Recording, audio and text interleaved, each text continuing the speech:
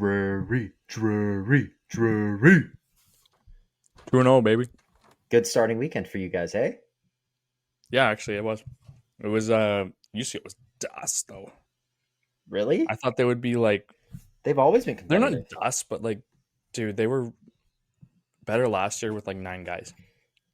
Okay. I mean, I guess it's still week one though, right? Like early Yeah, it's on, early. but a That's couple true. big games. Like what? You guys put 12 on them in 2 games, and you got a shutout in Yeah. game. I got a shutout in game 1, and then Sweeter played game 2, Nice. which That was, was 6-2. yeah, 6-2 win. I was so pissed. They scored with like 12 seconds left. I want a point shot tip in front.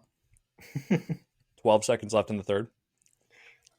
Yeah, just fucking ruined his stats because he only had like 17 shots, so he had a 6 save percentage, and it just went away. I would have been That choked. sucks. Tough go for him.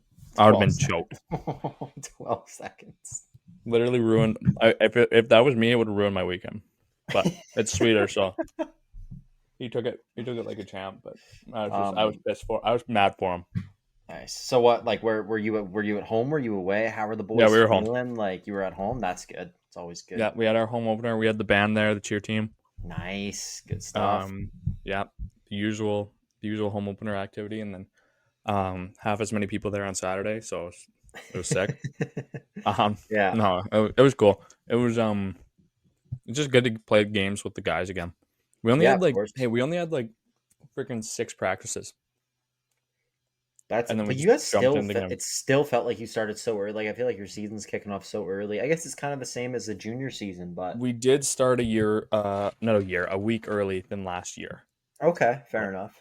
Fair enough. So it is technically earlier than it was last year.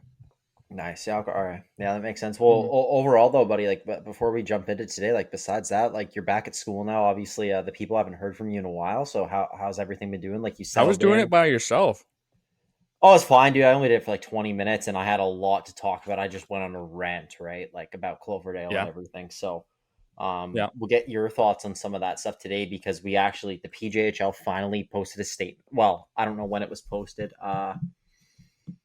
On social media, they made a social media post. No, it's not on the social media yet, but it's on the website, on the PGA website. It's about 5 sentences long. And yeah, but I don't know. Quick before we jump into it, do like new setup back there for you too? Like you're in a new room, like you all settled in, like Room's the exact same, bro. good. It looks the same. Room's the exact same. Oh yeah. There's my bathroom. My view's a little better. My view's a little nicer. Not bad, dude. Oh fuck, I gotta tilt it that way. You can see it that way. Nice little room tour for anyone. Fuck. For anyone who's watching on the video. That's oh no, there won't be a video Better, for that part. Never mind. Better view for this year. I'm looking. I can literally see the ice rink. I can see the rink from here. Oh, that's cool. Oh, nice. I can see where our barn. So nice. No, it's like literally and we're right beside the garbage chute too, so I can just throw shit out right away. People don't even know how sick that is. Our room's clean, sick. Nice, man. But yeah, my room's slightly bigger. Feels like I might got like a few extra square feet. Every bit in the counts. length. Literally every bit counts when you're in a tiny ass apartment. But yeah, no, it's been good. I've been settling in nice. How long has it been since we recorded, bro? Like, good question, dude. Was it a month? Was it Diamond Hands? I think so. Oh my goodness, that's been a long time. 3 weeks, a month. Yeah, dude, that's actually crazy. Wow. Okay. Well, anyways, dude, well, let's jump into it. So, the PIDGE and the VI both kicked off this weekend, but unfortunately, we'll get into that later. But unfortunately, that is not the breaking news. As everyone knows by now, Cloverdale, we reported on I think September 2nd initially that there might be something going on. By September 3rd, we were like, "Yep, they're folding." Some people messaging us, "No, they're not folding." I had a bunch of people, like some people messaged me that morning. I've already said this, but I'm just telling Joe, like some people messaged me that morning saying like, no, like there's no way, like this can't be happening. And then later that night we're like, oh man, like you beat us to it. It's actually right. Yeah. Like, so we did get credit from a lot of people for breaking that one. So I guess that's good for us, but Cheers, bro. Not the kind of news we necessarily want to be breaking, though. I Hell guess no. we do. We do want to be breaking that stuff because nobody's fucking said anything. Some people, half the people that know about it might not know about it if it weren't for us. We're getting talked about in league meetings. We're the only information source right now because this league, until about an hour ago, hasn't made a fucking statement, and they finally have. So, Joe, I'm just gonna read off this statement for you from the Pacific Junior Hockey League, who Cloverdale was supposed to play their first game September 4th. It is September 9th, and this is the first statement that any team, anyone to do with the league, anybody has made. And it's about 5 sentences long. The Pacific Junior Hockey League would like to address issues surrounding the franchise plan for operation in the city of Cloverdale during the 25-26 season. Regrettably, the Cloverdale Hockey Club has not been able to satisfy necessarily league bylaws in order to operate as a member club in good standing, and as a result, is not eligible to participate in PJHL sanctioned activities. The status of Cloverdale Hockey Club's membership within the PJHL may be reviewed in the event that league bylaws are satisfied and approval is granted by the League Board of Governors at a future date. In order to ensure the best possible opportunity for their athletes, all players who previously participated in activities with Cloverdale Hockey Club are immediately free to sign elsewhere, either with another PJHL member club or in any other junior hockey league. So essentially, every single player who has been traded to Cloverdale had to give up assets to get whatever, is now a free agent. Complete free agent. Cloverdale is done as of right now. And the league basically, that's about 5 sentences saying they're not going to be a team, saying that they, what did they say? Sorry. That they aren't meeting necessary league bylaws. What the fuck does that mean? Okay, Well, they're Elliot not. Friedman, let's go. Well, there you go, buddy. Tell me what Yeah, that sure. means, bro. It Tell doesn't me what mean it means. anything. It means they don't have anything else to say and they're making up an excuse. That's not why. And if someone from the league who knows something wants to come, like, fill us in, correct us, whatever, that's not why. That's an absolute made up garbage I think excuse it giving sounds no like details. garbage. They're trying to Yeah. be as vague as possible so people can ask questions and complain. One little blurb on the website, that's it. Joe, you know Donnie and Dolly, like Rick Dollywall, the Canucks guy? Yep. They actually talked about it on their podcast this morning. They went on like a 2-3 minute discussion about Cloverdale, and like Dolly probably said 20 times, let the kids play. It's about the kids. There's now 25 kids without a team. At least they get to be free agents, so they have a choice now. But they wanted most of these kids are from Cloverdale, wanted to play for their hometown club, and it's just a disgrace. So thanks a ton to Donnie and Dolly for pointing that one out.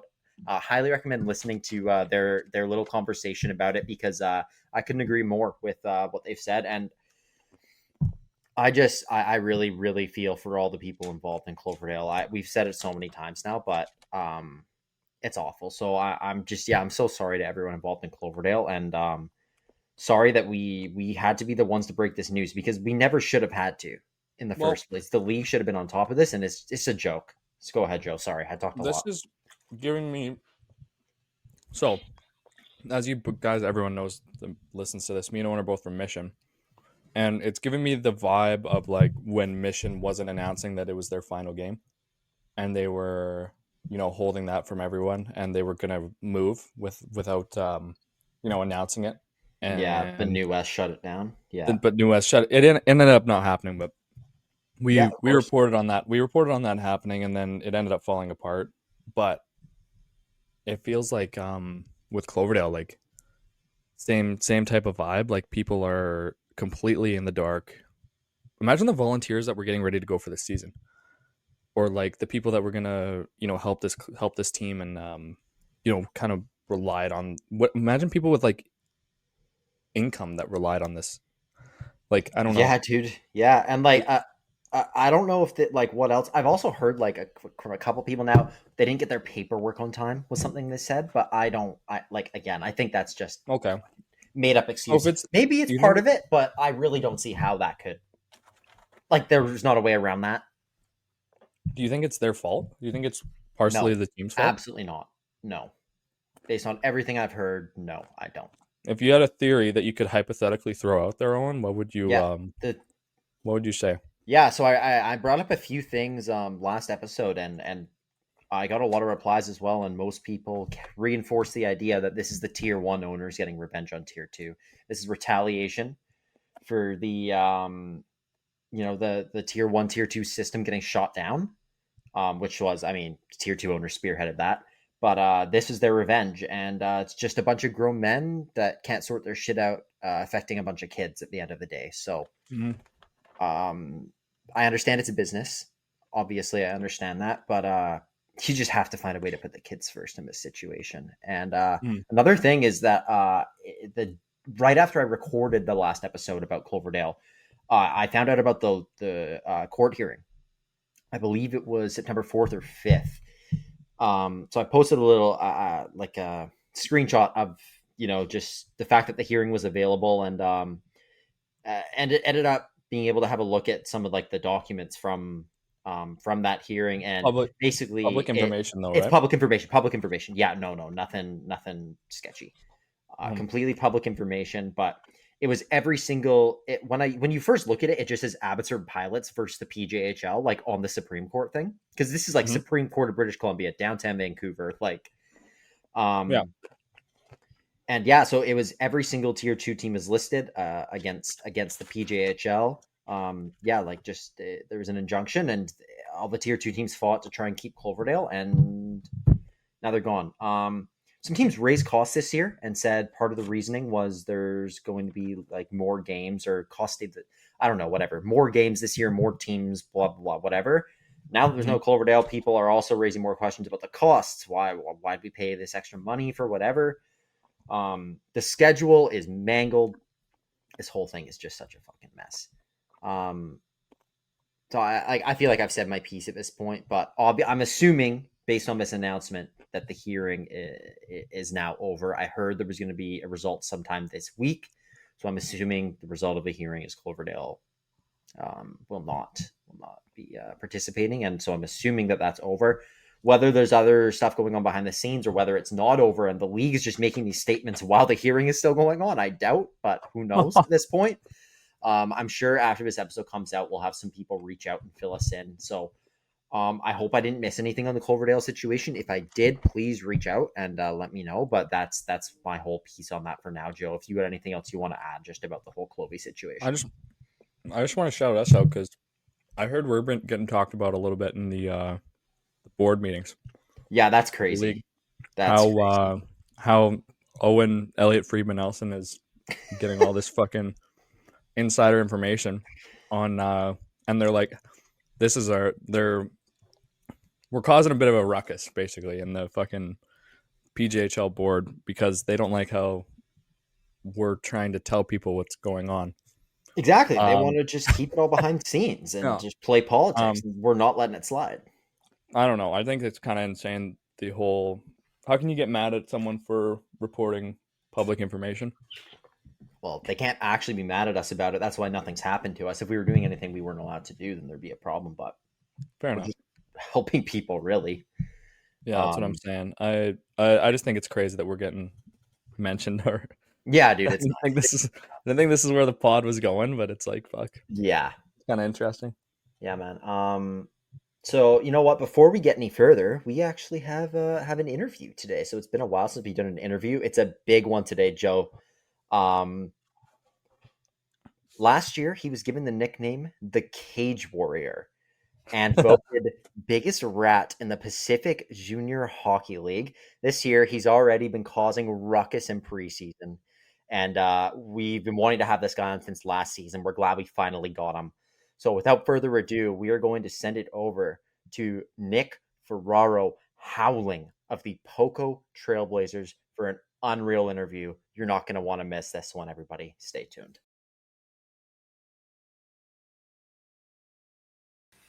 Game on. Week 1 starts now, and every touchdown brings you closer to a payout with DraftKings Sportsbook, an official sports betting partner of the NFL. This isn't just football. This is first touchdown fireworks, anytime TD rushes, and live bets that ride every momentum shift. At DraftKings, every play is your next shot to win. I'm just looking at some of the available lines here on the DraftKings Sportsbook, and I am seeing the Dallas Cowboys money line plus 310 against the Eagles. Could be a big payout if you think the Cowboys might be able to upset them in that one. So you can check it out on DraftKings Sportsbook. All lines or odds are subject to change. New customers, this one's for you. Bet just $5 and get $300 in bonus bets instantly. Plus, grab over $200 off NFL Sunday Ticket from YouTube and YouTube TV. Your season starts now. Download DraftKings Sportsbook app and use code THPN. That is code THPN to get $300 in bonus bets instantly when you place your first bet of $5 or more. Plus, over $200 off NFL Sunday Ticket from YouTube and YouTube TV in partnership with DraftKings. The crown is yours. Gambling problem? Call 1-800-GAMBLER. In New York, call 877-8-HOPE-NY or text HOPE-NY 467-369. In Connecticut, help is available for problem gambling. Call 888-789-7777 or visit ccpg.org. Please play responsibly. On behalf of Boot Hill Casino and Resort in Kansas, fees may apply in Illinois. 21 and over. Age and eligibility varies by jurisdiction. Void in Ontario. Bonus bets expire 7 days after issuance. See sportsbook.draftkings.com/promos. NFL Sunday Ticket offer for new subscribers only and auto renews until canceled. Digital games and commercial use excluded. Restrictions apply. Additional NFL Sunday Ticket terms at youtube.com/go/NFL Sunday Ticket/terms. Limited time offer. I'm very pleased to bring on our next guest. From Port Moody, British Columbia, he played 2 years for the Vancouver Northeast Chiefs in U18 before moving on to the Poco Trailblazers of the PJHL, where he just completed his second season. He was also voted the biggest rat in the PJHL in the PJHL player polls and was last year given the nickname the Cage Warrior, but he's got no cage on this year. Please welcome Nick Ferraro-Howling. How you doing, boy? buddy? Good, boys. How are you? Good, really man. good. Yeah, Honored good. to have to you, have ya. actually. Yeah, boys. Long time coming. I've been waiting for this moment for 2 years now. I've been trying to get on this pod. Something like that. Yeah, we've only Exactly, been around dude. for 1 year, buddy. You know, whatever. 1 year. How long it has just been blasting DMs with you guys. Yeah, I gotta say you actually are one of the most active. Owen runs the Instagram, so I only get like the little noties on my phone. But I always see you firing us DMs all the time. It's a necessity at this point. We got a clip farm with you though, because you're a human highlight reel. Dude, that video. Absolutely. I think that video has like 230,000 views now. Yeah, right now it does, dude. Yeah. And that wasn't even like dude, that one we had of you last year when you had that fight with Falso had like 500K or something. And then at one point. had all those guys on burner accounts thinking it was me, and it wasn't me. Yeah, like it was like the guy like beefing BCHL guys. It's so funny. Yeah, Yeah, I think he gets you. Oh, that's tough. Yeah, it's well, I mean, yeah, dude. Fair enough. We'll bring it back to that stuff. For sure. In a minute, but real quick, I just kind of want to get back to your beginnings first. Obviously, I mean, I see you're from Port Moody. Yeah. Not sure if that's where you were born and raised, but just give us your hockey story from a kid. How you got to where you are today, all the stops along the way, and if you had any big role models or big reasons you got to where you are. Yeah, for sure. So I didn't play hockey till almost age 4, age 3. So I kind of started later than what some kids did, like starting like whatever age 1 pond hockey was.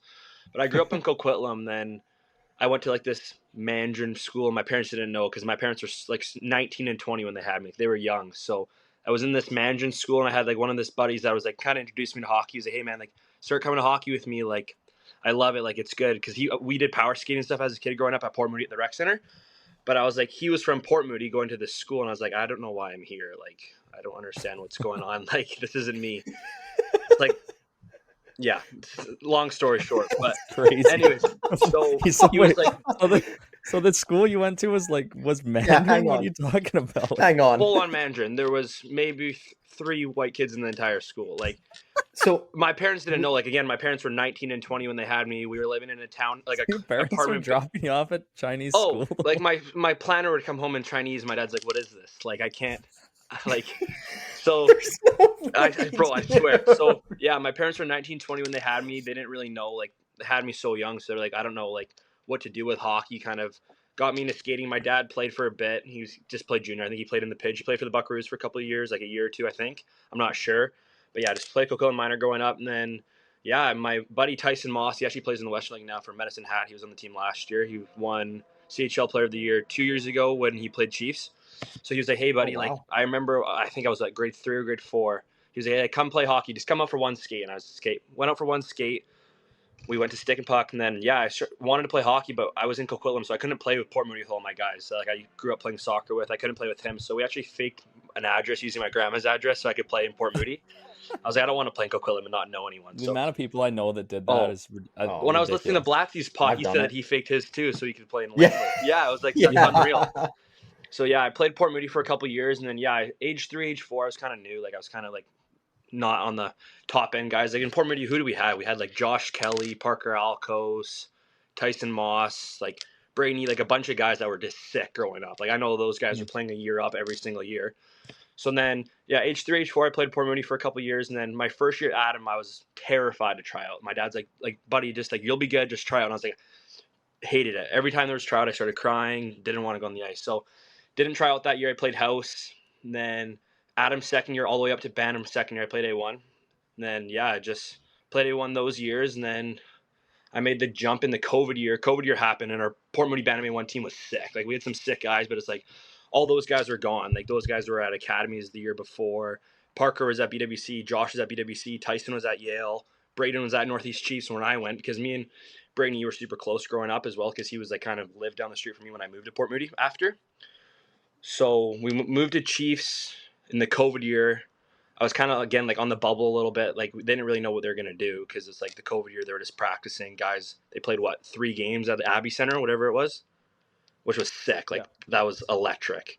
Yeah. So I remember, like, begging my dad to go watch. He's like, buddy, like, we can't. Like, there's no one in the fucking stands. That'd have been my team, bro. Yeah, I think. Were you U18 then, no? Yeah, I was U18. Yeah, I was the goalie.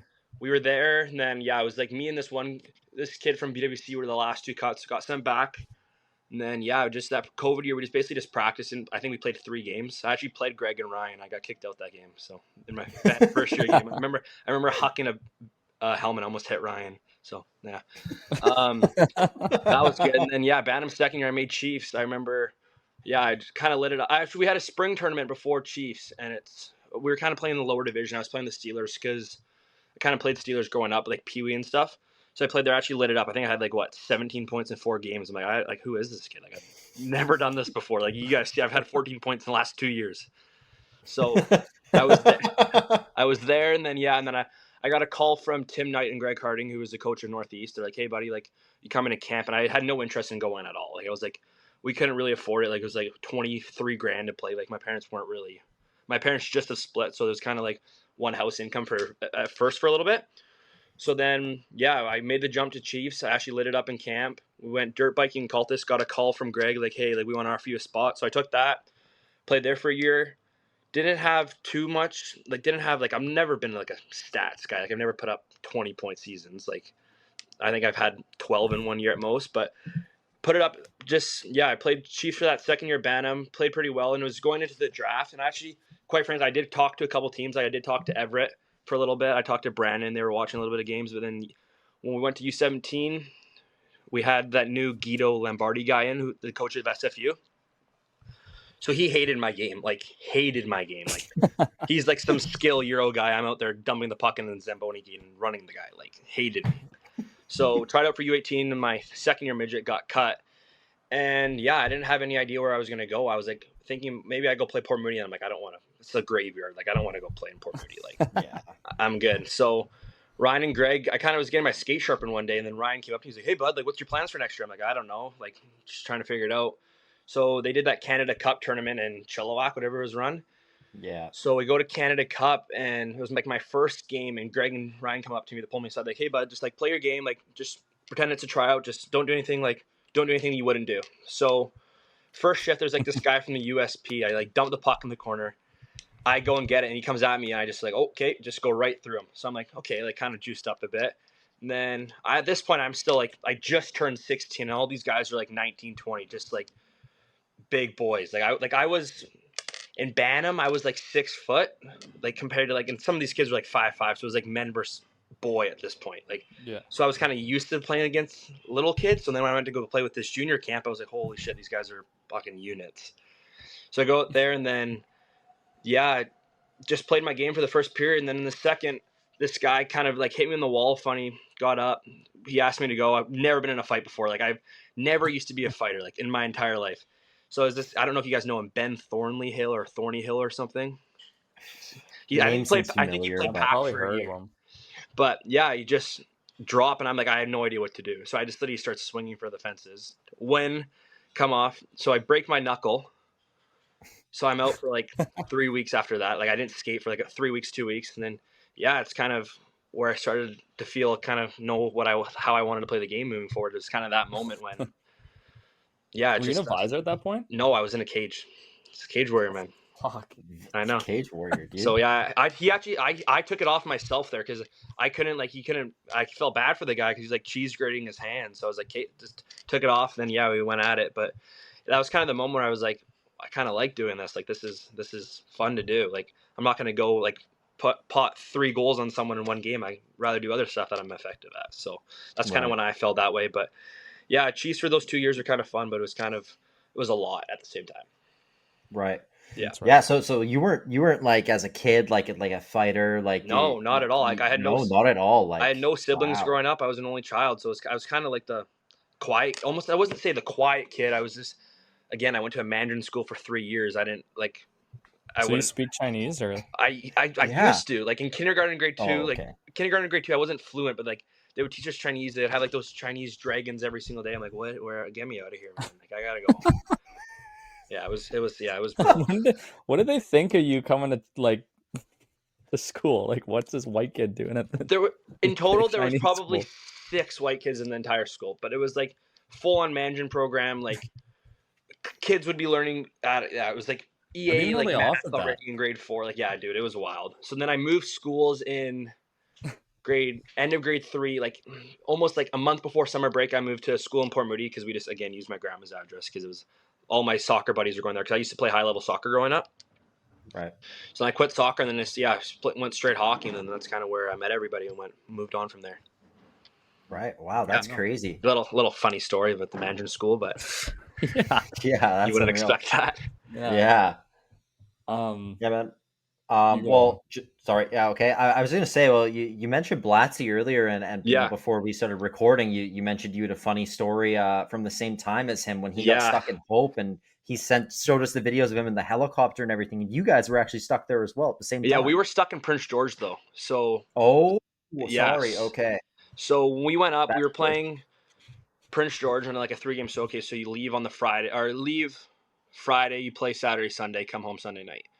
So Yeah. we went up the Friday, and there was nothing scheduled for the weather. Like, yeah, there was supposed to be like rain and stuff, but there wasn't anything for an astronomical river, whatever the fuck it's called. So yeah, we played the Saturday, played the Sunday, and I remember getting a call from my dad saying like, "Hey, bud, like, just be careful on the way home. It's starting to pour rain a little bit, like whatever." So then we go to Earl's after for like a post-game lunch just to hit the road because like, hey boys, like we're not gonna stop if we don't have to. Like we're just gonna try and blow it at home.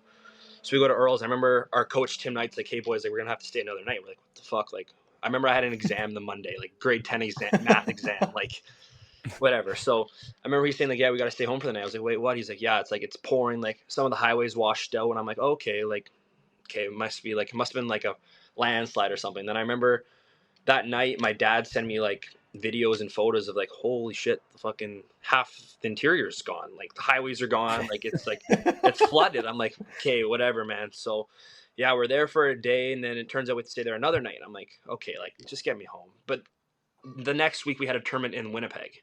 Like the Thursday we had a tournament in Winnipeg. Oh. And at this point I packed for a 3-day trip, so I had like a puffer because you're in Prince George in December, like not a lot of stuff, like maybe 4 pairs of underwear, socks, whatever it was. But I remember I was like, Dad, like I have no clothes, and I wasn't working at this point. Like I had maybe $50 to my name. Like I'm 15 years old. Like, so we got stuck there, and everyone started freaking out. Like, how are we going to get home? Like, how are we going to get to Winnipeg? Like, our tournament starts on Wednesday. It's Monday, or starts on Thursday. It's Monday. So we're like freaking out. So then guys like, and at this point, the Sandman in Prince George doesn't have a laundry room. Like, there's nothing. And our bus broke down, so we couldn't get to the mall or anything. Your bus broke down. Our bus broke down in Prince George because we were going to drive down down Highway 99 on the Sunday. Then our bus didn't work, so that's one of the reasons why we also had to stay, because we couldn't get a new bus from Prince George to home, because Wilson's like don't run up in Prince George. Like there's like maybe 3 Wilson buses in all the Kootenays. Like there was nothing. So I remember one of our buddies, like Christian Revel, he plays in the AJ now. there was no washing machine, so he starts washing his clothes in the bathtub. And we were roommates. I'm like, what the fuck? What are you doing? And he's like, oh, I'm just washing my clothes. I'm like, okay. 10 minutes later, the guy's drying his socks in the microwave. I'm like, what is going on? Yeah, because there's like no way to dry it. 'Cause it's like -6 outside. There's no dryers. Like In the microwave. yeah, he's like putting his socks and underwear in the Did it microwave. work? Like, what is going on? I'm like, Dad, like you gotta come. Like I was like, figure it out. Like get us Did it home. work? So yeah, I'm glad we didn't catch on fire, but it worked. So yeah, we fast forwarded to that a little bit, and then we ended up staying for 3 nights. And then we had to get to Winnipeg on the Tuesday. So we had no way to get to Winnipeg. We're like, we're not driving to Winnipeg. We're not going to rent a new bus and drive to Winnipeg. Like it's not happening. And it's like, it was stupid expensive or something. So I remember Greg tried calling the Chiefs travel agent. We couldn't figure it out. So we ended up driving from Prince George to Edmonton, which was like in the snow, which was chaotic. Like guys are freaking out. Like just want to get home. Like we're all 14 and 15. Like we're still young kids. Like we're only in Bantam.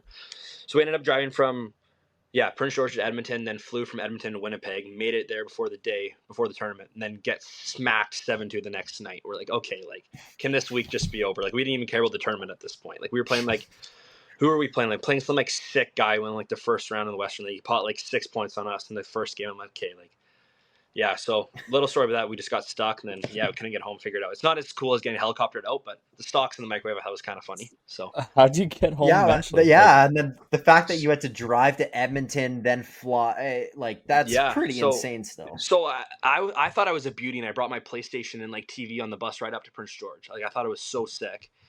So I brought it, and then we had a bus to Edmonton, but then our bus got fixed in Edmonton. Then 3 days later, it got sent. The bus driver drove home from Edmonton back to Vancouver. So he went Vancouver, PG, Edmonton, Edmonton home. And I was like, this guy's a hero. Like, where did we find him? Yeah. So he brought everything home. But then, when we went to Winnipeg, we flew home from Winnipeg, and then went Winnipeg direct to Vancouver. And then, it was all done. That was like, 16 days on the road as a 15-year-old, and I was like, that's Jesus. But it was good. I think a lot of the parents came and met us in Winnipeg who weren't actually going to come to Winnipeg because they're like, I haven't seen my kids in 9 days, so that helped out a little bit too. So it was wild. That's an unbelievable story. It's a Western League road trip at 14. No, seriously, dude. It's like. But there's like some of the kids, there's like 08s that are just turned 14. Like some kids, like there was a kid on our team who didn't even have a phone yet, and he couldn't even he had to use our phones to call his parents. Oh, dude. Yeah, dude, it was nuts. Oh, yeah, that's so crazy to think about, man. Yeah, wow, what a story. Awful. Yeah, it was brutal. Tough time. The socks in the microwave just made me. That might have been probably one of the craziest stories of that trip, and then. Yeah, and then it was just like on the last day we had all the vets trying to get the back of the bus because the front of the bus, like the heaters weren't working or something. So the front of the bus was kind of like super, super hot, like boiling hot. Or sorry, like super freezing cold.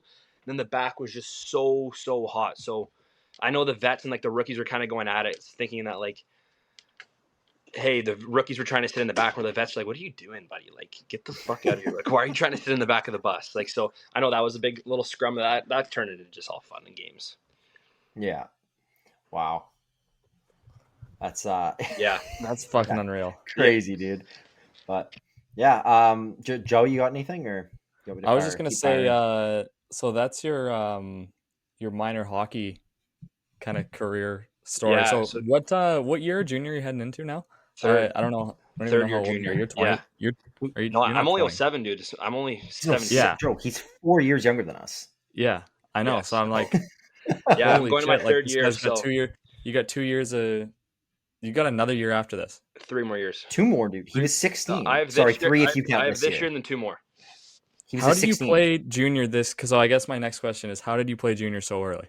Like, who gave you the shot? How did it happen? So you're allowed to play junior about the camp. When you're 16. Yeah. So I remember, Ryan came up to me kind of just like at the hockey shop again, like, hey, come skate with us. So I started skating with him. That whole Canada Cup thing happened. So then I remember, I went to camp, got offered out of camp with Poco because like it was the first year, so they didn't really know who they were taking. Like we didn't have any like super sick guys. Like we had Milan Aujala, who was pretty nasty. Marcus was good, like all those guys, but we didn't have any sick guys like how we had like Bax, Winter, all those guys last year. So I remember getting offered out of camp. Then I just kind of rode. I didn't say ride the bench the first year. I didn't play a lot. because it's kind of like older guys experience with them and then kind of fall back on me a little bit, which was, I think, was a great learning experience for me. And Greg and Ryan do a great job of it. Like, Greg's hands down the best coach I've ever had. Like, he's such a nice guy too. Like, he has that friendship with you too, but he also has that business side of it. So yeah, played there for my 16-year-old year. And then last year I was at Victoria Royals camp, and then got sent home a little early because when we were at camp, they're like, no fighting allowed at camp. I'm like, fuck, like, I'm not going to go skate circles around these guys. Like, it's not going to happen. It's a dub camp. Let me fight, dude. Exactly. Like... So I remember sitting there at like one of like the coaches' parents and kids meeting, and it was just me and my dad who went over. And I remember them saying, we don't want any fighting at this camp. And me and my dad look at each other like, oh, fuck. Like, you're like, might as well book the ferry home already. So, but then he, like 10 minutes later, he's like, if you guys want to fight, we'll put you in an exhibition game. I'm like, oh, sweet. Like, awesome. So go to camp, get sent home from the All-Star game because they kind of already knew who they were going to be, and then didn't hear anything. So I was like, oh, fuck, that guy's lying about the exhibition game. So I remember we played the next day against Delta as an exhibition game. And I just remember I was actually like flying in that game because I was just so used to the speed of like playing with the Western League guys. I was like, okay, like coming back to this. And I remember my first shift, I just absolutely hammered Schoberg. Like, I murdered him. And I was just like, holy, I was just scared the entire game. But yeah, I'm kind of glad I made the jump early as I did for junior. I had options to go play Hawks U18 in my second year, but I'm kind of glad I made that jump to junior now, because I kind of, not say get a head start on everybody, but I feel kind of playing with older guys now a little bit more, and I still get 3 years left. Like, I can still, I wanted to go somewhere this year, but I'm like, I want to go to school. I'm going to go to Douglas in January. So I just kind of want to work in school, and then maybe see if I can go somewhere next year, like go play in the SJ or AJ or something, and just kind of play a role play over there. But yeah, it was kind of wild that I was the youngest guy in the league at one point. Yeah.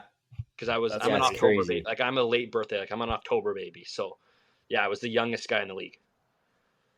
Wow, that's insane, dude. And I mean, like, obviously now I'd assume you're one of the most feared guys in the league. We'll get into a bit more of the fighting in a second. But so like your first 2 years in the Pidge, like being a rookie, obviously at 16, like I did that myself. Like, I know how intimidating it can be, like walking that dressing room with all these vets, and a bit different of a situation for you, I guess, with it being like a new team 100%. In the first year. But how'd your first 2 years in the league go? And as a rookie, like, any like fun rookie stories, or did they not give it to you too bad? And just your first 2 years. Yeah, my first year I hated it. Like, I hated how it went. Like, I think I led the league with like 190 penalty minutes. Like, I didn't know what my game was at all. Like, I seriously like, I would run around like idiots. I shot a puck at Grandview's head coach at the end of the season. Like, you guys you didn't hear about that video? No. Oh, end of the season, we're down. We lose to Grandview. We won 7 games. You never heard about this? In your 16-year-old season? Yeah, last game of the season. Dude, I swear I don't remember. No. Okay, so last game of the season, there's like 7 seconds left in the game, and me and a kid in Poco, like, we were both like fourth liners. Like, we didn't play a lot. Like, we played 8 minutes a night. Puck goes in our zone. The Grandview's kind of like, when you like dump the puck in, you kind of just like, there's 6 seconds left. You just let the clock run. I anchor. I'm just like, yeah, yell for the puck, and I just take a one-timer right at Aldo, like, just full on. That's why I didn't play this. I got 6 game suspension last year in my 16-year-old season, so I didn't play the 6 first games last year. I didn't know that. Yeah, I'll find the video. I'll send it to you guys. Yeah, so again, like, I didn't know. I didn't know what I was doing. Like, I didn't know. We'll post that, and then we'll be like our next guest.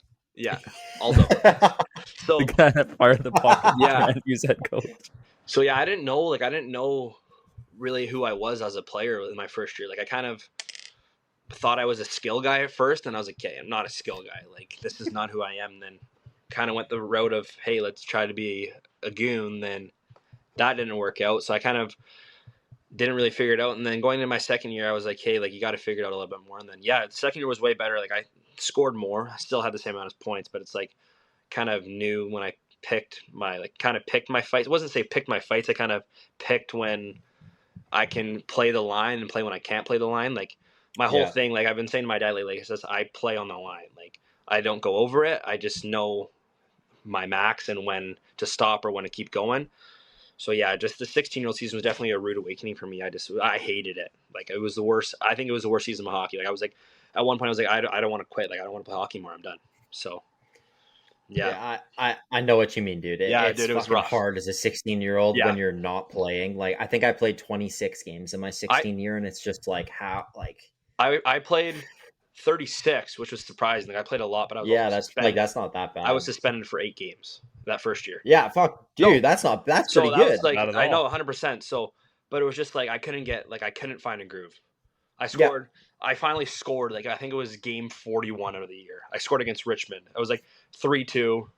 Scored, make it 3-3, and then we lose 14-3. And I was like, okay, whatever. I scored though. Like so, but yeah. So I think I had a good summer this year. Like last nice, year, I've been like skating a lot. Like I skated with Kim Marfleet at Elite Power Skating and like Brendan and them. nice. Oh, So I that's was cool. with them and then in the gym a lot. So I'm just trying to. Spring helped me a lot too. I kind of found my groove a little bit. Not going as a skill guy, but I kind of found out how I'm going to try and play this year a little bit more than I played the last 2 years. So that's Yeah, hopefully going to help me out a little bit. nice. Yeah. Oh, that's awesome. That's awesome to hear. So, are you? I don't know what I was saying there. So as for the fighting, like obviously last year, you eventually get kind of given the nickname Cage Warrior Yeah. after fighting multiple times. And to be fair, like you would let the guy like take your helmet off, or sometimes, or you try to like make it even, but that's tough playing your role when you have to wear a cage. Yeah. It's not like you 100%. had a choice. I would. So I said to Greg 2 weeks ago. I was like, if I had a choice, I wouldn't even wear a visor. Like I don't care enough to. yeah, I was like, I wouldn't even wear a visor. So I remember yeah, when I fought Sharpani and White Rock, he looked at me. I think they were down. I think we were up 4-2, and he that was looked a at me. great fight. He was like, Howling, give me one. I'm like, okay, sure, 100%. But he looked at me. He's like, take your helmet off. But if you take your helmet off, it's an additional 3 games. Yeah, So I always yeah, just tell it's guys great. like, if you want to go, like, let's go. You can take my cage off. I promise you, I won't Yeah, punch you. Like you can take it off. I'm ready. So Sharpani took my helmet off, which is we went toe to toe, man to man. So that was a good one. And then what yeah, happened with Falso was he kind of hit Fletchy weirdly, like Lucas Fletcher or Fletcher Lucas. He yep, kind of hit him weird. I kind of just grabbed him and he started swinging at me. I'm like, oh, okay, we're going. So then I just stood there for a second, thinking he was gonna take my helmet off, and he just starts feeding metal to my face. I'm like, oh, okay, like I think you're gonna fucking break your hands if you're gonna keep punching my cage. So I was like, at one point I got to protect myself. yeah, So my cage was undone. So at that point, I was just like, hey, I gotta protect myself. So that's when I got him against the wall. But it's like, I've never gone into a fight looking, hey, I'm just gonna use my cage as an advantage and try and fight with my cage. yeah. But No, like, of course. I tried. I don't know how many times I asked Star last year to fight. I probably asked him 30 times to fight last year.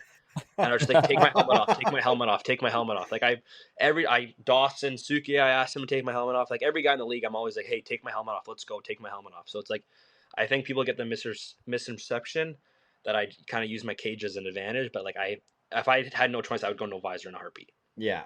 Yeah, Like of course. what? Well, I mean, you've already proven it. I mean, with that like Charpentier example, Yeah. like I don't think you were ever going out there trying to No, do that. 100%. I'm not, and I'm like, never going out there trying to hurt guys either. Like yeah, I've never had. I had one hit when I actually hurt someone, and I felt so bad. Like it was my first game back in last season after being suspended, and it was against Grandview. It was my first game back, first shift. Gabe Adams dumps it in, and I just knock him out cold. And I just was like, oh, like, fuck. Like You I get a felt sus fee for that? no, it was clean hit. Oh, okay. Oh, Well, that's okay. good. I mean, Then- yeah, So then turns into the third period. I dump the puck in and run Falso from behind and get suspended for that. So Okay. yeah, that was. But like, I've never gone out there like kind of not like a meathead going out there trying to hurt guys. Like that's the Yeah, last thing no, that I I would know. ever do. yeah. Yeah, Poor Falso, dude. He's been on the end of it a couple times. yeah. Once in my first year Love his against Grand. corner, eh? Yeah, once in my first in Grandview when he was in Grandview once. Yeah, poor Following kid, him though. around. Yeah, I feel bad for him, but hey, at least we don't have to play him this year though. Yeah. Yeah, hopefully. Fair enough, dude. Well, sorry, Joe. I know I've been going a lot here. If you got anything, yeah, just, go. Just No, jump you go. in, eh? So like this year, I mean, like that video the other day came out. Like we were saying, it's got about 230,000 views right now. Of you lay 2 clean hits, and then it looks like you're almost about to fight, and then all of a sudden you get blindside Yeah. ran over by Aiden Ansell. Yeah. And so I want to ask, like, that whole, just explain like that situation of that went on in that video, how you feel about it, and Yeah, just, it's I'm not gonna like go out here bash anyone at all. Like, yeah, of course, it's the game, right? So that's how some people play, and that's okay. But I remember in the first period, Tate Humphreys hits Rommel from behind, knocks out 6 of his teeth. Oh shit! Shit. I heard he got teeth knocked out. I Yeah, it didn't was know like that's what it 6 was teeth, from just though. a straight line. So those are out. It wasn't even a dirty hit. He kind of hit, and then Baxter came and hit him at the same time. And it was, Okay. anyways. But yeah, Rommel's in the corner, and they had to clean up the blood of the ice because I've never seen that much blood on the ice in my life. Like, it was nuts. And I remember just sitting there. I was like, "Holy shit, boys! Like Kevin Bieksta's in the corner." So Bieksta was at our game. And Oh, I was like, holy cow! Like him and my dad. Like when my dad's an insurance agent, so when he was playing for the Canucks, like he didn't BX's insurance and stuff. So like I was growing up, like Okay. I would go to work with my dad. He would go to the Canucks practices at UBC, and I'd go play Angry Birds with Luongo or the Sedins. Like Oh, sick. that was kind of That's my childhood unreal. growing up, just being around them because of my dad and my dad's work and stuff. So Yeah. I remember Trollen look at me. Trollen was kind of like fought twice last year. He fought Teal Lynn, then Costa on Abby. But he That remember was a looking, he's good like, fight. Howling, just be tougher, BX. He's like, just be tough. And I'm just like, at this point, I'm just like dying. The kids, poor kids, like teeth are like looking for his teeth on the ice. I'm like, hey, like, anyways, not the time. So yeah, I just played good that game. And then kind of, again, just kind of getting that extra step right now. So I'm kind of, I was rolling a bit. And then Greg's like, Howling, go on the power play. Actually, no, someone hits Mark. There was like a little scrum, and yeah, there's a scrum, and someone came out of nowhere and just flying cross-check Marcus to the face. So I'm just like, okay, like, that's Marcus. You got to answer the bell after that. Like, you can't be doing for sure. that. So Greg's like, Howling, just go in the front of the power play and don't even move in front of the net. Like, go take a knee. I don't even care. Just go stand in front of the goalie. So I stood there, and this guy's just two-handing me and it's like spearing me. Hopefully no one hears that. So people are gonna hear that, bro. Yeah, whatever. Who cares? I'll cut it. Whatever. So the goalie's just spearing me. I just turn around and I start laughing, whatever. So I'm rolling that period, and then it comes to the end of the second, and there's like a little scrum in front of the penalty box, and I'm just in the zone, and this goalie starts chirping me. So I just literally stand in front of the tendy, and I'm just giving it to him. And I could just see BX just laughing in the corner. I was like, oh, this is so sick. Like, I feel so tough right now.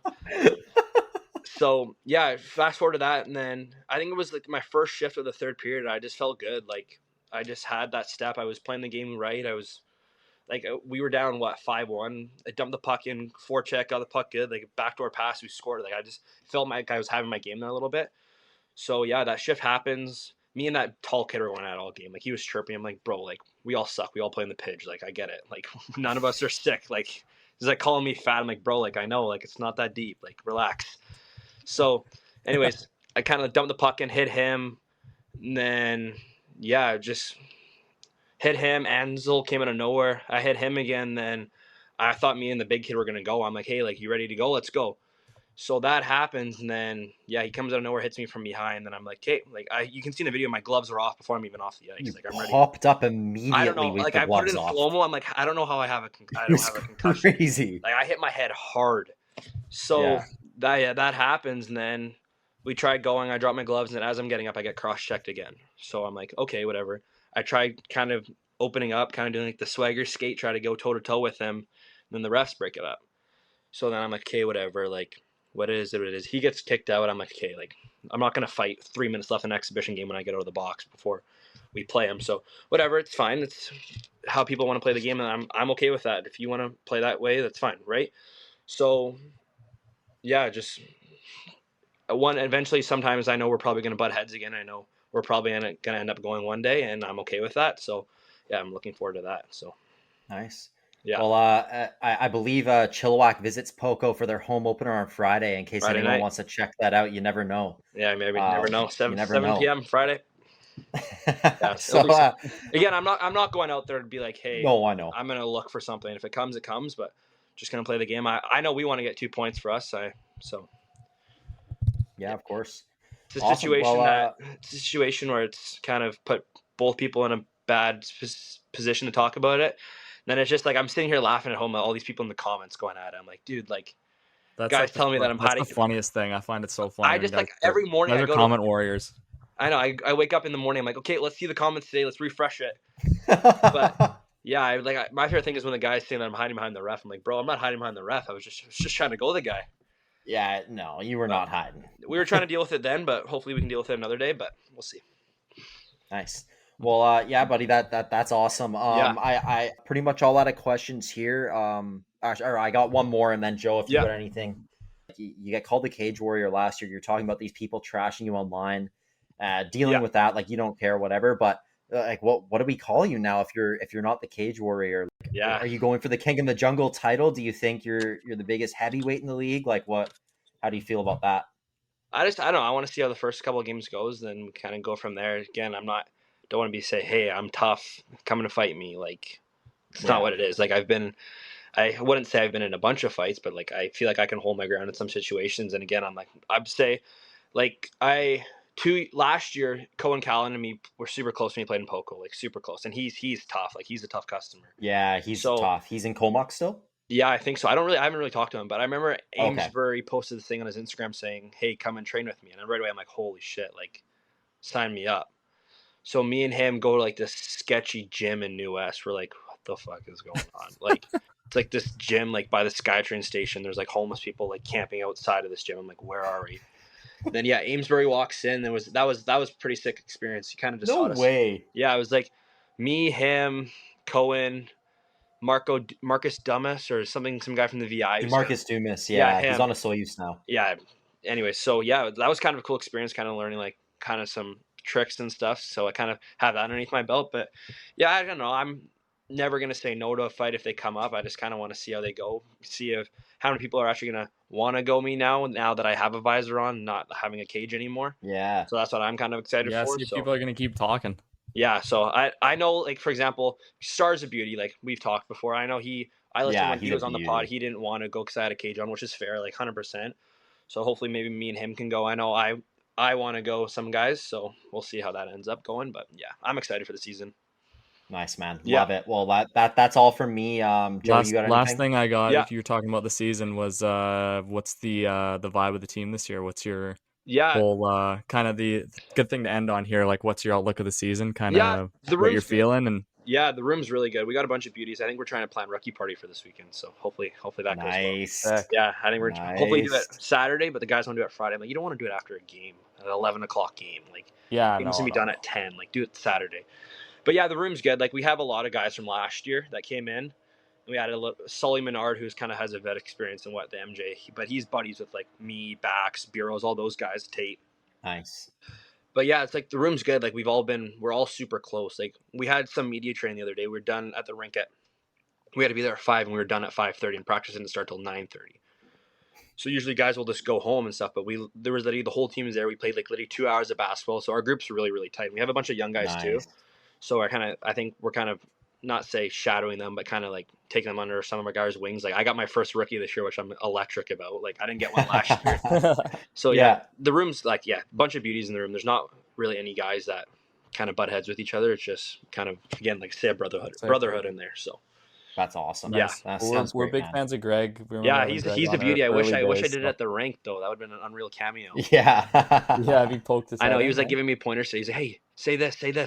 So give me I was golfing this morning. I was like, hey, like, give me some pointers. He didn't answer. So terrible round this morning. I was so mad. Oh, where'd you golf? Westwood. Eh? My grandpa's a member, so I just go out for free. I was like, jeez, what a deal! Isn't that's like $130? Yeah, dude. I think because they got new owners now. They own like Pagano Ridge or something Ridge and Lane. Pagoda Ridge. But like, yeah, their courses, it's like that green tees is eventually like rich like Chinese owners, so it's like 140, 150 to play. And like summer was like almost 200 to play. So that's crazy. Yeah. Wow. Yeah, sweet deal. Were you there then? Yeah, it's wicked. I just got a new putter too, so it's like kind of want to see how it was. Nice. Not great. No, not great today. All right, man. Well, I think that's pretty much everything. Yeah. Sorry, one more, just in case you might not have anything, any like must tell story I missed. What's your rookie story? Like if you or not rookie story. What's it? Story time story. Like in court when you got to tell a story. It was our rookie year, and I thought I got out of because I was away for rookie dinner in our first year. I didn't really know what it was about, and I was away. I was like, oh sweet, like I don't have to pay. And I remember I was at Universal Studios with my family, like my first time going with my little sister, because my little sister was only like 5. So I remember going, I was on a ride and I get a call from all the boys like 9 o'clock and like, hey, you got to e-transfer us. I was like, okay, like it's going to be $60, whatever. Our bill's like $295 per rookie in our first year. In our first year, we had 19 rookies. Like you got to think like there was all Poco was rookies. That's insane. 3 vets. Who were the vets? They get bottles? Lyndon Storbo. I'll get to that. Lyndon Storbo was a rookie or vet. Ryan Coughlin. Koff was my rook. Coughlin was? Coughlin was my rook when I was 18, yeah. And then Robbie Tour. He was their vets. But there was 4 guys on the team who could drink. Like, so we're like, okay, it's not gonna be that much. They're ordering bottles of everything. Like, That's and I'm just like, my crazy. dad's like, hey, like, just get the bill and make sure they're not scamming. The bill's like $9,000. There's like $5,000 in bottles, food, $4,000 in food. Like, I was like, holy cow. That was fun, That's the but crazy. yeah, rookie parties are always fun stories too. Those are always good. Oh yeah, man. Awesome. So, yeah, I'm looking forward. Definitely looking forward to this year. Definitely trying to have better season than the last 2 and just go up from there.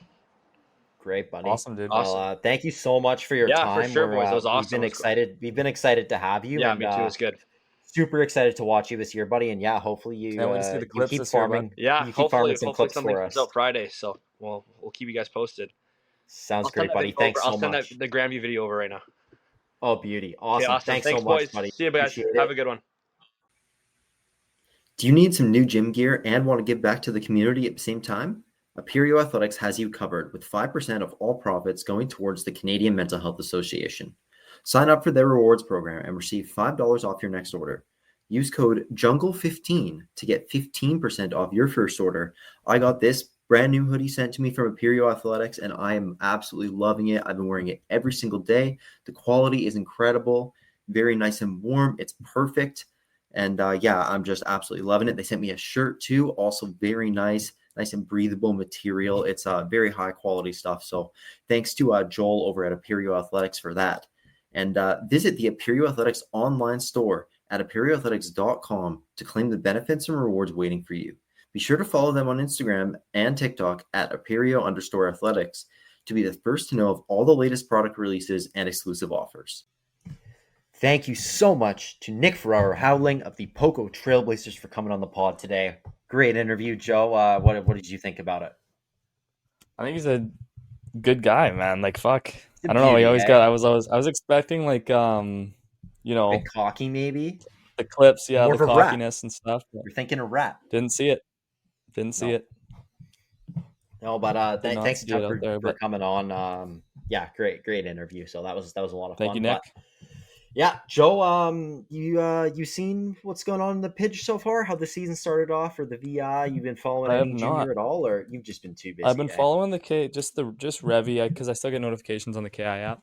Yeah, of course. So yeah. it's preseason the KI still. We still got one more week. Yeah, man. Well, sorry. No, I was just saying that KI still has one more week of preseason, so I don't even think rosters are finalized yet in that league. So No, they're definitely not. It just starting though. It just started, yeah. So the first game of the PJHL season, the Abbotsford Pilots versus the Mission City Outlaws, saw Abbotsford win that one 4-2. And then on September 6th, there was 2 games. Mission and Abbotsford had a rematch in Mission for Mission's home opener. I actually went to that game. 3-2 win for Abbotsford. Nice to get out to another game in Mish. Didn't think that was ever... At a point last year, we didn't even think that was ever going to be a possibility to go to a game. That's true. It was awesome. Saw a lot of people from a lot of people I know at the game, and yeah, of course, Ryland played. Yeah, man. He played well. Like the boys worked hard. Obviously, Mish had a rough year last year, but Martin Hack, their new head coach, brought in from Ridge, seems like an absolute beauty. Like watching him coach, man, he's just so dialed, and I know the boys all love him so far. So I'm honestly excited to watch Mission this year and see where things go for them. Joe, did I tell you Ryland fought in preseason? He had his first ever fight. No. Who'd he go? Yeah, Abby's captain, Cody Johnson, also Abby, but in preseason. Yeah, it was. Hear this. It was 9-1 for Abby going into the third. Oh, and it was preseason. 9-1 Abby. Mish scores 5 goals, made it 9-6. I think Ryland had a goal and 3 assists. I think Cooper Crow had 2 goals, 2 assists. But and then with I don't know a minute left, Mish pulls their goalie. Abby goes in. Ryland absolutely like wood chops a guy's ankle when he was like going in for the empty net.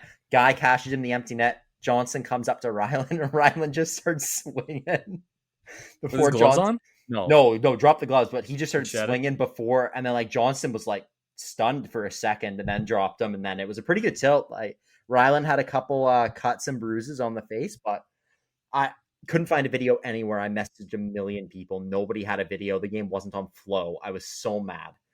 Oh, that sucks. But yeah, but I saw Were Rylan your the next parents there? night. No, nobody saw it. So you just had to take his word for it. What if he just fell over after the game? And just Oh, like, I talked to Didn't Johnston on Abbotsford right away. I DM'd him. I was like, "Get me a video," and he was like, "I'm trying," but unfortunately, no video of that. But yeah, Rylan got in a tilt, so that was pretty funny to That's hear. fucking I was hilarious. listening to the broadcast, the audio. So I was listening to Boiler on the broadcast. Shout out Boiler. Boiler. Yeah, I was listening to him. Austin. Oh, he's so electric. I love him. Got to see him at the Mish game. It was nice to catch up. But yeah, buddy. So the Pidge, yeah, sorry. I brought up rounds for site. But yeah, Abbey beat Mish 4-2, then beat them again 3-2, both close games. Surrey beats North Van 3-1 in North Van's home opener, and Port Moody beats Aldergrove 1-0 in Port Moody's home opener. So all very close games so far, which is great. A bit of a break until the next game, which won't be until tomorrow when White Rock will play Aldergrove. And then the first game in the Tier 1 group will be Coastal's home opener. Or sorry, not Coastal's home opener, Richmond's home opener with Coastal playing against Coastal on... Sorry, that'll be on Thursday. It'll be Wednesday tomorrow when White Rock and Aldergrove play. We're recording this on a Tuesday. And then Coastal's home opener against Ridge on Saturday. I'm going to be there. So looking forward to that. Got a couple things planned. So yeah, I haven't obviously ever been to a game there. I've only been to the Sunshine Coast once. So I'm actually really, really excited for that. And then, yeah, buddy, like the KI preseason's been going. Got a few great fight clips in. And as for the VI, they're in full swing right now. And there's been a fight at least 60% of the games in the VI. There's been so many. Wow. And they're a bit more full swing than the Pidge. They've had some more games. So I'll just kind of go over anything notable. The Nanaimo and Cowichan both 1-0. Port Alberni, Oceanside, Victoria, West Shore, and Saanich all 1-1. Comox, Campbell River, 0-1. Peninsula, the only team to be 2-0. And Carey Park, the only team to be 0-2. So it's obviously very early. Downfall. Well, dude, like they lost so many guys last year. It'll be interesting to see. Last year. Like the Pidge is. I think the Pidge and the VI both look so wide open. Like, Peninsula is so good again, though. I think, but it's going to be very, very different standings. I think this year in the VI, and in the PJ, like it's so wide open. What's going to happen in that league, dude? The turnover. I have I've like prepped for previews for all the VI, which hopefully we'll do next episode. But dude, like some teams, I think the league is 70% new kids. Fuck, 70% turnover rate? That's crazy. Yeah, like I don't even including age outs and shit. Yeah, dude, like I don't even think what is Nicky including aged out. But yeah, dude, like Nick just texting you? Oh, hang on, yeah, I'll sort this out. Hey, Nick, buddy. Hang on. Oh, fuck, dude. Why did that happen? Oh, that's weird. Dude, don't worry about it, bro. I'll figure it out later. I'll keep you updated. Will do. Thanks, buddy. Have a good Braco. Thank you, buddy. Sorry. But yeah, dude, I think the league might be 60-70% new kids, whether they're signings or rookies or like from other leagues, whatever. But it's so much turnover. It's actually insane. That's crazy. Yeah, man. So it'll be interesting to see how it goes this year in the VI and the Pidge, and then the KI. Joe, any insights there? Like any teams that are going to be really nasty? You think it's so hard to tell this early? I've heard Kimbo. Watch out for Kimbo this year. Really? Okay, Kimbo. Yeah, watch out for Kimbo this year. That's all I've heard so far. I've talked with a couple guys. There was a couple trades in the KI. I've seen Revy made a couple too. Revy made a couple trades. They dealt Kai Schmerler to Kamloops, and I was really confused as to why they did that. But I guess it was just a 20-year-old spot thing. They needed to bring in a 20-year-old goalie because one of their goalies made Camrose. So that ended up screwing them over with their 20-year-old spots because there's a limit in the KI. I don't know why it's different in the PJ, but yeah, that's weird. But yeah, you can only have 6 20 years in the KI, and Revy needed to make a trade. So I just heard about that. But yeah, just watch out for Kimbo this year. That's the word. Okay, good to know, dude. Well, obviously we can't really do much about the KI yet, but we're excited to get back into it soon. Real quick, I will also just do the point leaders in the Pidge and the VI. I kind of glazed over that. We're also going to be doing Any our barn own, burners? Was there any ridiculous scorelines yet? in the VI. There's been some high scoring games. Dude, this one kid on Cowichan. Oh my god. I'll get to it in a sec here, but what did I say just before that? I forget. Anyways, so as for the scoring leaders in the VIJHL, with 6 points in 2 games on the Peninsula Panthers, Alex Sajan, with 5 points, 3 goals and 2 assists in 1 game on the Lake Cowichan Kraken, Nicholas Kalanaka. And then we got Oscar Aitken Salmons on Peninsula, 5 points in 2 games. Elijah Kim and Travis Swanson on Saanich, both 5 points in 2 games. Parker Atkinson on West Shore, 5 points in 2 games. Joe Maranzino, defenseman on Peninsula, 5 points in 2 games. And the rookie who's doing the best so far, 08, Caden Halliday on Port Alberni with 4 points in 2 games. So just kind of the only 1 or 2 games in, but the guys who are jumping off the board early, 2-3 points per game. In the Pidge, nobody, the highest leading scorer has 3 points in 2 games. There's 3 kids. And then after that, everyone's just like point per game or 1 or 2 points. Like Bradley Erkenbrack and Cody Johnston on Abbey have 3 points. Cade Peden on Mission has 3 points, all in 2 games. And then after that, everyone else, it's not worth noting. Really. You know what I just thought of in the VI whenever we talk about VI stuff? I thought about UC Sarny. Dude, he's not on the roster this year. I don't know. Guess where he's playing? Where? U20 in Finland. No way, he's back in Finland, eh? Yeah. U20 in Finland. This is his first year on Elite Prospects in Finland. U20 league in Finland's good, dude. Oh yeah, dude. It's Junior A. It's real Junior A. Like it would be a Junior A league here for sure. 100%. Oh, that's awesome. Good for UC Sarny, Joe's favorite player. Yep. Here we go. That's pretty much it for the VI and the Pidge. But yeah, I was saying we're gonna do our own 3 stars this year, especially for the Pidge and the VI. KI we might just leave alone because they do it anyways and they do a good job. But the Pidge and the VI don't do it, so we're gonna do it ourselves. I think that's pretty much everything to talk about for now. So we're going to get those VI previews out very soon. We'll hopefully probably do a VI like season preview next episode, even though the season will already be started. Same for the Pidge and the KI soon. Hopefully get some more interviews in too. But yeah, buddy, I think that's all for today. If you got anything else you want to finish on?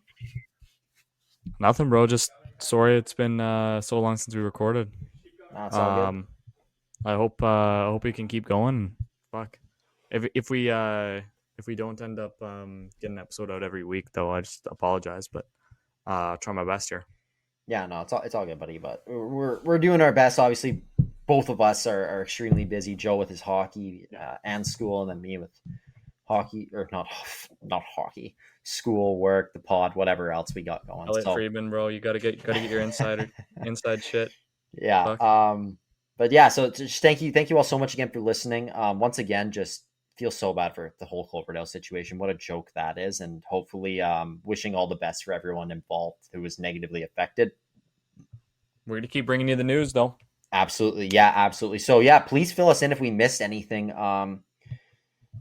Yeah, we'll get to more in the next episode. And yeah, thank you all so much for listening. Please be sure to follow all the socials. All the socials are popping right now. All of them are growing the fastest they ever have. Instagram, Facebook, YouTube, TikTok, X. Please give us some love on all of those. Rate the pod, download the pod. That's the best way to support us, download. And just appreciate your support and super excited for the junior season to kick off. And thanks a ton, Joey. It was nice to chat with you. No worries, bro. Rate us 5 stars. Please do. Thank you. Thank you.